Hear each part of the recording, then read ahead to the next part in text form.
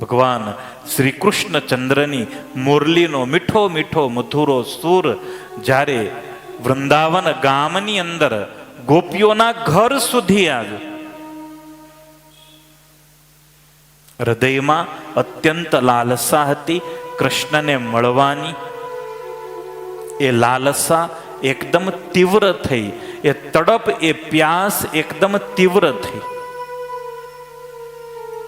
એક તો ભગવાને પહેલાથી જ ગોપીઓના મનને વશ કરેલા છે, અને હવે તો આ બંસરીનો નાદ કરી અને પ્રભુએ મનને ચોરી જ લીધું છે. તમામ ધૈર્યના બંધનો છૂટ્યા છે. સંકોચ, ધૈર્ય, મર્યાદા એ તમામ ગોપીઓએ એક તરફ મૂકી કૃષ્ણને મેળવવા માટે. કૃષ્ણને મેળવવા છે તો તમારે સંકોચ છોડવો પડે છે, તો કૃષ્ણ મળે. ભજનમાં બેઠો હોય તો એને હરખી તાળી વગાડવામાં શરમ આવે, ખાલી આમામ આમામ કરે. હવે આમામ શું અવાજ આવે છે સાંભળજો. આમામ અવાજ આવે ખરો? હોઠ તૂટી જવાના હોય ને એમ ખાલી આમામ હલાવતો જ હોય. એ જોરથી ધૂનય ન બોલે, એને સંકોચ થાય, એને શરમ લાગે. આમાં તો શરમ વગરનો હોય ને, બેશરમ, એ જ ભક્તિના માર્ગમાં ચાલે. કોક કેને મંદિર બંધ કરી દે આવવાનું, એ ચાલે જ નહીં. આમાં એ તો હાવ નફટ હોય ને એ ચાલે. દુનિયા જે કેવું હોય એ કે હું જાણું લો કડિયા કાલા, હું જાણું લો કડિયા કાલા, લોક કહે છે મુને કાલી રે થઈ મતવાલી, કાનુડા કેડે ચાલી રે થઈ મતવાલી. દુનિયા એવું કે આ ગાંડો છે, ભગત એમ કે દુનિયા ગાંડી છે, ખબર નહીં કોણ ગાંડું છે. પણ ગોપીઓએ ધૈર્ય છોડ્યું, સંકોચ છોડ્યો, મર્યાદા છોડી. ગોપીઓને ભગવાનની યાદ આવી છે. સંધ્યાનો એ સમય હતો. ગુણાતીતાનંદ સ્વામીએ ભગવાનની યાદ જીવને ક્યારે આવે ને એનો ઉલ્લેખ કર્યો છે. સ્વામીની વાતો, પહેલું પ્રકરણ, વાર્તા નંબર 11. સ્વામી એવું લખે છે કે રૂપવાન સ્ત્રી, જાજુ દ્રવ્ય અને સારી મેળી મળે ને એ માયાનું બંધન કરાવનારું છે. એમાંથી જીવ નીકળતો નથી. માટે એ તો જેવું તેવું સાધારણ મળે ને એ જ સારું છે.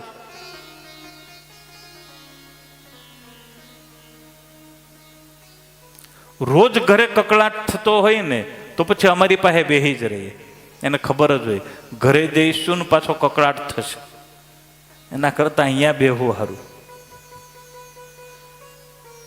પરાણે ધક્કા મારવા પડે કે ભાઈ જાને હવે, કેમ કે એ તો ગમે ત્યાં બે, એના માટે હરખું જ છે, તો મંદિરમાં આવીને બે. ગોપીઓને એવું નહોતું. ગોપીઓ પ્રેમથી ભગવાન કૃષ્ણ માટે સર્વસ્વનો ત્યાગ કરવા માટે તૈયાર થઈ છે. જીવનનું જે પરમ સત્ય છે એ ગોપીઓએ પ્રાપ્ત કર્યું છે. એક કવિએ તો ત્યાં સુધી લખી દીધું, અરે શા માટે તમે વેદ વેદાંત લઈને બેઠા? અરે શ્રુતિઓ પણ નકામી, કારણ એમાંથી શોધવા જેવું જે તત્વ હતું, કૃષ્ણ તત્વ, એ તો પેલી ભરવાડણ ગોપીઓ લઈ ગઈ. વગર ભણે વગર વાંચે એ કૃષ્ણને પામી ગઈ. આ ભણેલા એજ્યુકેટેડ હજુય ભાગવત દર વર્ષે સાંભળે છે, તોય ગોપીઓના 10મા ભાગનો પ્રેમ હૃદયમાં જાગતો નથી. 10 નહીં, -0.1 એટલોય આપણામાં નથી આવતો જેટલો ગોપીઓને કૃષ્ણ માટે હતો.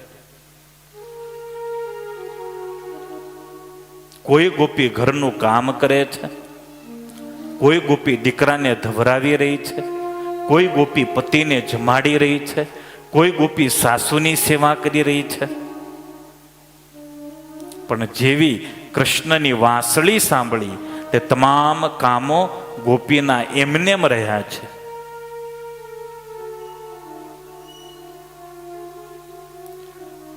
વાલમની વાંસળી વાગી રે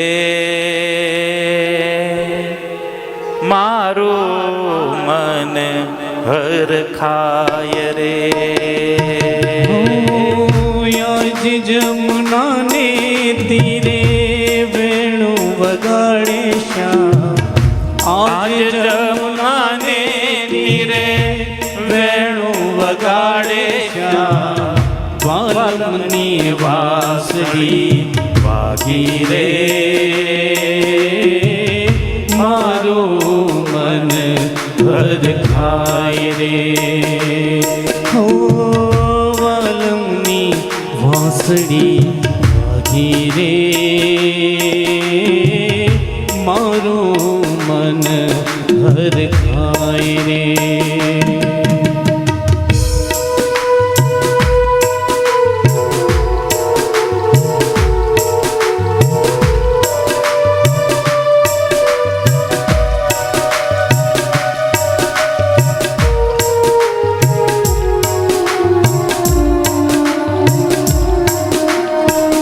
વાંસળી વગાડી તેણે મુને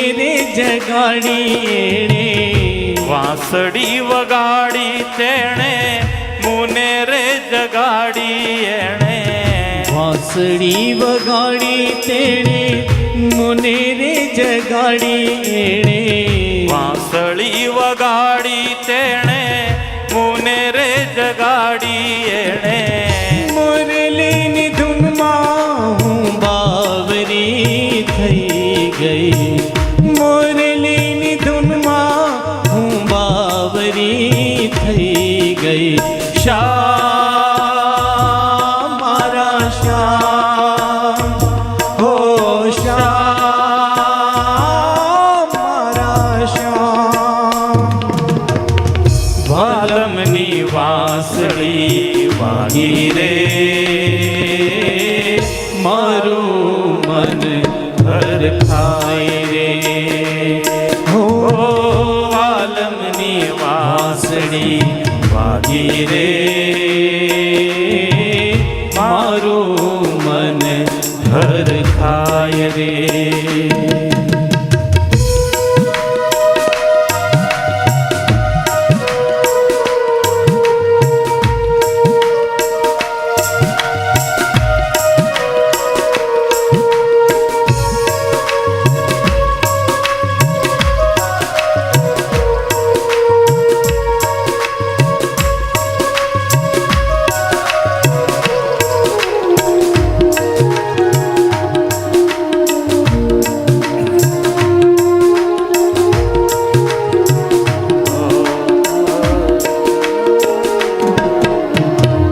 જમુનાને તીરે મુને રે બોલાવી તેણે.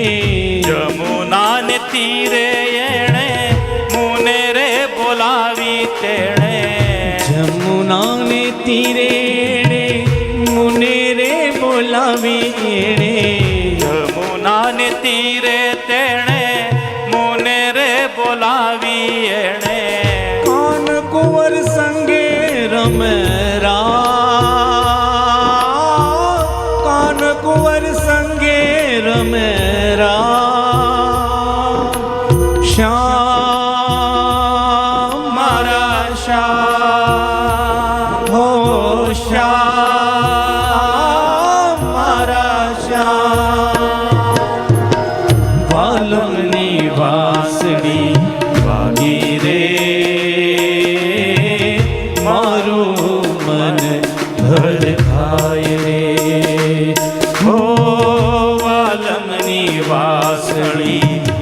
ઘેરે